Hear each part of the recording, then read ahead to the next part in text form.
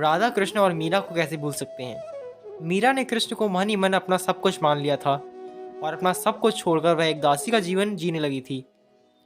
जिस तरह से द्वापर युग में कृष्ण की भक्ति में लीन मीरा ने अपना घर बार त्याग कर पूरी तरह से कृष्ण की भक्ति में लीन हो गई थी, वैसे ही आज कलयुग में भी एक मीरा हमें देखने को मिली जो अपना घर बार छोड़कर वृंदावन में रह रही हैं। तो चलिए आपको मिलाते हैं कलयुग की मीरा से। स्क्रीन पर आप जिनको देख रहे हैं इनका नाम राधा है, लेकिन लोग इन्हें मीराबाई के नाम से पुकारते हैं। इनका जन्म कटरा जम्मू कश्मीर में हुआ था और इन्होंने 1993 में अपना घर बार रिश्ते नाते सब त्याग करके कृष्ण को खोजने निकल गईं। इनका कहना है कि इनकी माँ जब ये छोटी थी तब रोज़ इनको मंदिर लेके जाया करती थी और इनकी माँ मंदिर में भगवान का श्रृंगार किया करती थी और ये माँ भगवान कृष्ण को देखते रहती थी। एक बार इनकी माँ मंदिर से बाहर थी और ये मंदिर में थी, तब इन्होंने ऐसे ही कृष्ण की मूर्ति से बात करना शुरू कर दिया। तब इन्हें लगा कि कृष्ण जी इनको देखकर मुस्कुरा रहे हैं। ये बात इन्होंने अपनी माँ को बताई तो माँ ने कहा कि जब तुम बड़ी हो जाओगी तब ये तुमसे बात करेंगे, अभी नहीं। और ऐसे ही समय बीतता गया और ये 13 साल की हो गई। तब इन्होंने अपनी लंबाई भगवान की मूर्ति से नापी। तब इन्होंने कहा अब तो मैं भगवान जितनी बड़ी हो गई हूँ, अब तो ये मुझसे बात करेंगे। तब इनकी माँ ने बात टालने के लिए बोल दिया, ये अभी बात नहीं करेंगे, अभी तुम और बड़ी हो जाओगी तब ये बात करेंगे। लेकिन ये जिद पर अड़ गई और इनको कृष्ण से बात करनी थी। जब तक कन्हैया इनसे बात नहीं करते ये घर नहीं जाएंगी। फिर इनकी माँ घर चली गई और ये मंदिर में ही वहीं भगवान की मूर्ति के सामने ओम नमः शिवाय का जाप करने लगी। जाप करते करते बीच बीच में ये आंखें खोलकर देख लेती, शायद अब भगवान मुझसे बात करें, अब करें। इसी तरह पूरा दिन निकल गया, रात हो गई। घर से बुलावा आया कि खाना तो खा लो, लेकिन ये अपनी जिद पर अड़ी रहीं और मंदिर में ही जप करती रहीं। और इन्होंने 3 बार 100 तक गिनती करी कि अब भगवान मुझसे बात करेंगे, लेकिन फिर भी भगवान ने बात नहीं की। तो ये ठहरी जिद्दी। इन्होंने अपना सर भगवान के चरणों में पटकना शुरू कर दिया और उसके बाद भगवान ने इनको साकार रूप में झलक दिखाई तो ये देखते ही रह गईं। वो झलक इतनी सुंदर थी कि जिसको शब्दों में बयां नहीं किया जा सकता।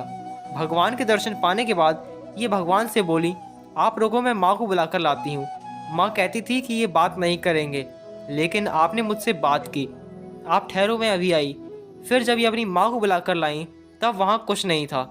माँ ने बोला, ऐसे ही थोड़े भगवान मिल जाते हैं, उसके लिए तो बहुत बड़े बड़े तप करने पड़ते हैं, ठंडे पानी में तपस्या करनी पड़ती है, तब कहीं जाकर भगवान मिलते हैं। फिर ये अगली सुबह से ही अपने घर के पास वाली नहर में तप करने चली गईं। गले तक पानी में सुबह 4 बजे से जप करना शुरू कर दिया। ऐसा करते हुए इन्हें 3 महीने गुजर गए। अब इनकी माँ ने फिर से इनको इन सब से दूर करने के लिए कहा, भगवान तो जंगल में पहाड़ों में तप करने पर मिलते हैं, साधु संत पहाड़ों में जाकर तप करते थे तब उनको भगवान मिलते थे, ऐसे पानी में भगवान थोड़े ही मिलेंगे।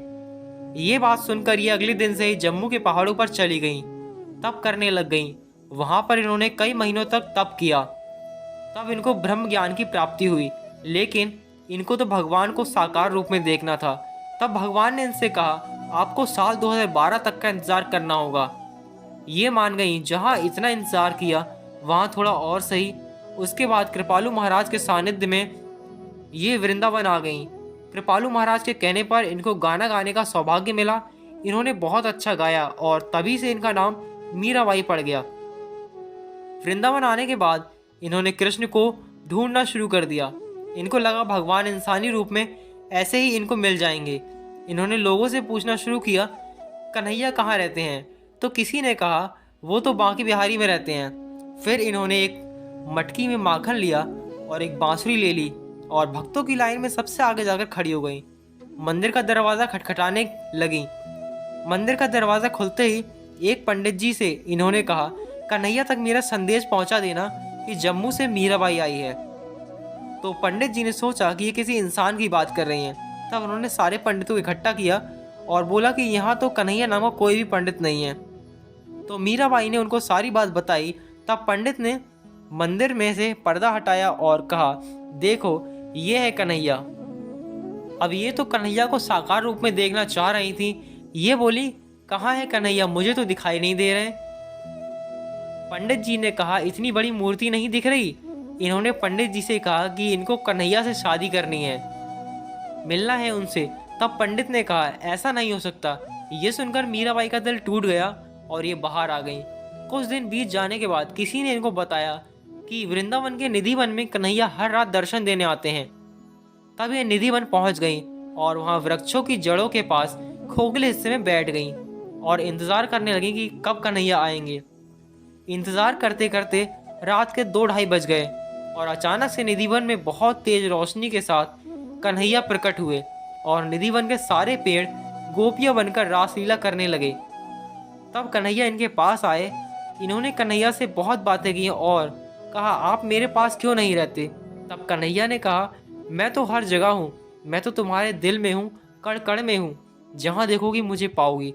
और कन्हैया ने अपनी तीसरी आंख से इनको अपनी सारी शक्तियों का एहसास कराया। फिर अगली सुबह ये मंदिर जा पहुंची, जहां इन्होंने पंडित जी से कहा कि इनको कन्हैया से शादी करनी है। तब इनकी शादी पूरी रीति रिवाज से रुक्मणी मंदिर में संपन्न हुई।